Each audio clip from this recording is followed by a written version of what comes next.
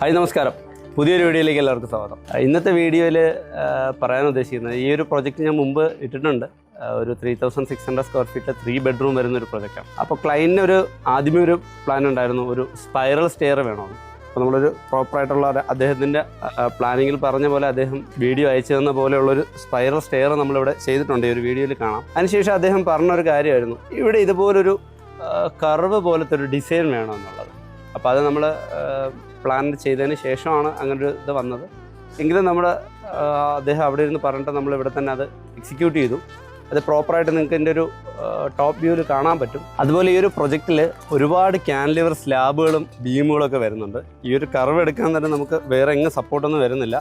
Complete support നമ്മൾ ബീമുകൾ provide ചെയ്ത് ഇവിടെ നോക്കിയാൽ അറിയാം, ഒരുപാട് ബീമുകളുണ്ട്. നോർമലി നമുക്കൊരു വീടിൽ വരേണ്ട അത്രയും ബീമുകളല്ല, കൂടുതലും ക്യാൻലിവർ ബീമുകളാണ്. അത് നമുക്ക് ഒരു എൻഡിൽ മാത്രമായിരിക്കും സപ്പോർട്ടുള്ളത്, മറ്റേ എൻഡ് ഫ്രീ ആയിരിക്കും. ഇവിടുത്തെ ഒരു ബാൽക്കണി ആണെങ്കിൽ സിറ്റ് ഔട്ട് ബാൽക്കണിയൊക്കെ ഫുള്ള് ക്യാൻലിവർ ആയിട്ടാണ് നിൽക്കുന്നത്.